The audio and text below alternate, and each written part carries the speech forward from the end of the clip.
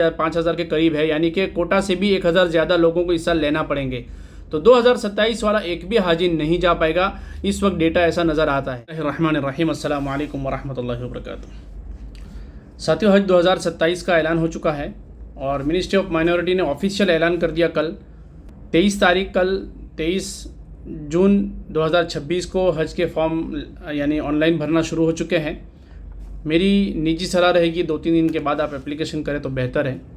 और ये फॉर्म जो है 20/7/2026 तक चलेंगे, यानी 20 जुलाई 2026 को रात 11 बजे तक फॉर्म भर सकते हैं। आप ऑनलाइन भर सकते हैं, हज सुविधा ऐप से भर सकते हैं।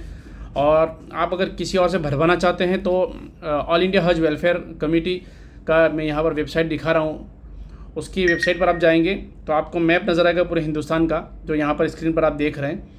और किसी भी स्टेट से आप हैं तो उसी स्टेट पर सिर्फ क्लिक करिएगा तो आपको उसी स्टेट के अंदर, आपके ज़िले के अंदर कौन फॉर्म भरने वाले लोग हैं आपको रहनुमाई और रहबरी करेंगे, उनसे रब्ता कर सकते हैं। उनको तस्वीर भी आपको यहाँ पर देख सकते हैं, उसके मोबाइल नंबर वगैरह आप ले सकते हैं और उनसे उनसे मदद मांग सकते हैं। इंशाल्लाह वो आपको फ्री में मदद करेंगे, आपसे कोई चार्ज, कोई पैसा नहीं लिया जाएगा वहाँ पर।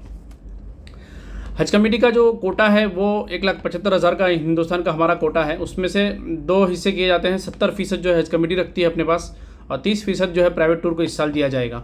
70% में 1,22,000 का कोटा होगा और 30 प्राइवेट टूर वालों को 52,000 दिए जाएंगे। अब 1,22,000 जो हमारे पास हज कमेटी की जो सीट आएगी उसका ड्रॉ किया जाएगा। जितनी पूरे हिंदुस्तान लेवल से एप्लीकेशन आएगी उसका ड्रॉ होगा।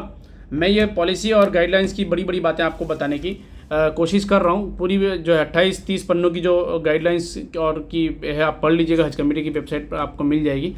लेकिन बड़ी बड़ी चीज़ें इसमें बता रहा हूँ। और जितने लोग एप्लीकेशन करेंगे उसमें से सबसे पहले कुर्रा के अंदर सबसे पहले 65 साल वालों को निकाल लिया जाएगा और उसके बाद लेडीज़ विदाउट महरम यानी जो अकेली जाने वाली लेडीज़ हैं उनको अंदर डाला जाएगा, उनको निकाला जाएगा। उसके बाद बैकलॉग वाले यानी पिछले साल 2026 में जो लोग वेटिंग में रह गए थे उनको लिया जाएगा। और उसके बाद जनरल कैटेगरी में जिन लोगों ने 2027 के फॉर्म भरे हैं उनको लिया जाएगा। लेकिन उसमें कुछ स्टेट वालों को बड़ा नुकसान नज़र आ रहा है। जैसे कि गुजरात को ले लीजिए कि गुजरात का डेटा मैंने देखा कि 22,000 वेटिंग में है लोग। और अगर हम 22,000 वेटिंग में देखते हैं तो हज कमेटी ने पॉलिसी में लिखा है कि 20% 2026 के लोगों को लेना है। तो 22,000 वेटिंग वालों का 20% गिना जाए तो 4,400 हाजी होते हैं। अब जो है 4,400 में से मान लेते हैं कि 400 हाजियों ने हज कमेटी पिछले साल प्राइवेट टूर से कर लिया या बीमार है, फॉर्म नहीं भरना चाहते इस साल। 400 का अगर माइनस करते हैं, निकालते हैं तो 4,000 हाजी रह गए।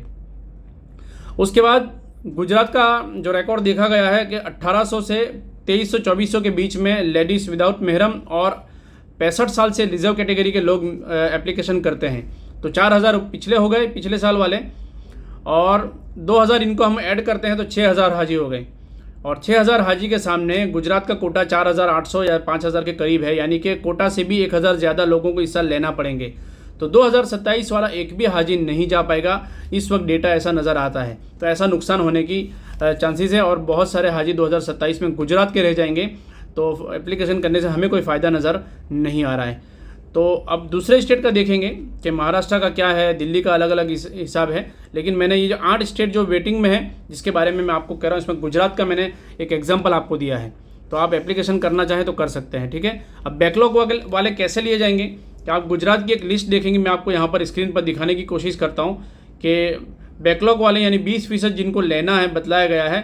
उसके बारे में जो यहाँ पर मैं आपको एक चीज़ बताने की कोशिश में कर रहा हूँ कि कवर नंबर के हिसाब से बैकलॉग के ऊपर आप जब वेबसाइट पर जाएंगे फॉर्म भरने को लेकर तो आपका कवर नंबर वहाँ पर आप डालेंगे तो ऑटोमेटिकली आपका कवर नंबर वहाँ पर नज़र आएगा। लेकिन वेटिंग लिस्ट के हिसाब से देखा जाए तो गुजरात के अंदर पिछले साल 4,817 से यहाँ पर दिखाया जा रहा है कि जो जाएंगे 4,817 वेटिंग लिस्ट जो पहले नंबर पर है, जिसका सीरियल नंबर 1 है, उनको इस साल भेजा जाएगा। उसके बाद 4,818 वाले को भेजा जाएगा। उसके बाद डायरेक्टली यहीं तक पूरा देखा जा रहा है कि उसका आप गिनते जाएंगे तो पूरा गुजरात का 20% जो है आखिरी में आखिरी जो वेटिंग लिस्ट का हाजी है वो इसके अंदर जाएगा।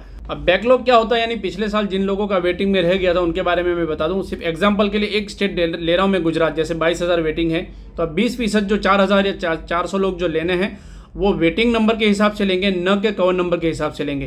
तो जिसका पिछले साल 2026 के अंदर आखिरी मौके पर जिनको हज कमेटी वेटिंग क्लियर करके ले गई, तो बाकी के जो लोग रह गए थे 4,817 तक का यानी 16 तक का खुल गया था।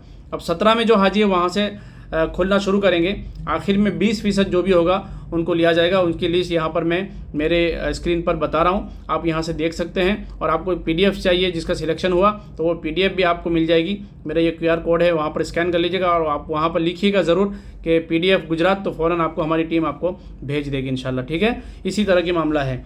अब जो है दूसरी बड़ी चीज़ जो समझना चाहिए हाजियों को इसके अंदर, कि शॉर्ट पैकेज का 20 दिन का या 22 दिन का पैकेज रहेगा। जो जाना चाहते हैं खर्च तो वही है, लेकिन शॉर्ट पैकेज के अंदर कम से कम 10,000 लोगों को ही लिया जाएंगे। अगर आप शॉर्ट पैकेज का सिलेक्शन करते हैं, शॉर्ट पैकेज के अंदर 8 ही एयरपोर्ट रहेंगे, उस 8 एयरपोर्ट से ही आप यानी सफ़र कर सकते हैं। और वो 8 एयरपोर्ट की लिस्ट में यहाँ पर स्क्रीन पर दिखा रहा हूँ। और 10,000 एप्लीकेशन हो गई, यानी 11,000 एप्लीकेशन आई तो उसका ड्रॉ होगा और 10,000 को शॉर्ट में डाला जाएगा और बाकी के 1,000 हाजी जो है नॉर्मल हज के पैकेज में रहेंगे। 40 से 45 दिन का भी हो सकता है। और शॉर्ट हज वाले जो है कम से कम 2 से 3 दिन मदीना में रहेंगे। और इस साल तो हमने एक दिन देखा है कि एक ही दिन 24 घंटे में उनको वापसी करना पड़ा है। नॉर्मल हज वाले मदीना में 8 से 10 दिन का मौका मिलता है अल्हम्दुलिल्लाह रहने के लिए।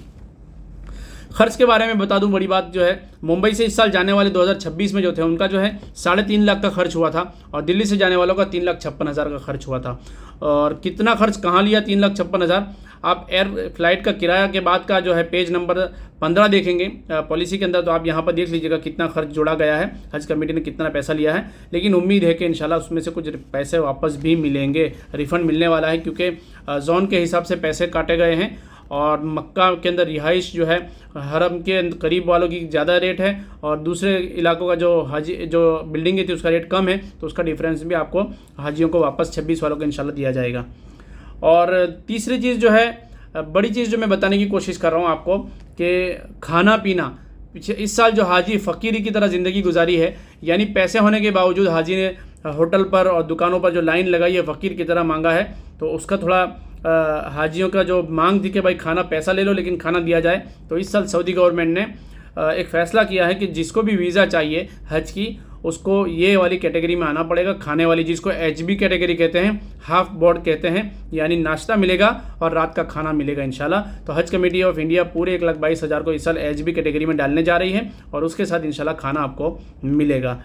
और कैंसिल चार्जेस के बारे में भी इसके अंदर जिक्र किया गया है कि 19 नंबर का पेज यहाँ पर देखिएगा। आखिर 31 जनवरी 2027 तक अगर किसी ने कैंसिल किया पैसा भरने के बाद, तो कोई पैसा आपको वापस नहीं मिलेगा। उसके बाद कैंसिल करते हैं तो, और उससे पहले कैंसिल करते हैं तो चार्जेस आप स्क्रीन पर देख लीजिएगा, तारीख वाइज, दिन वाइज आपको यहाँ पर स्क्रीन पर नज़र आ रहा होगा।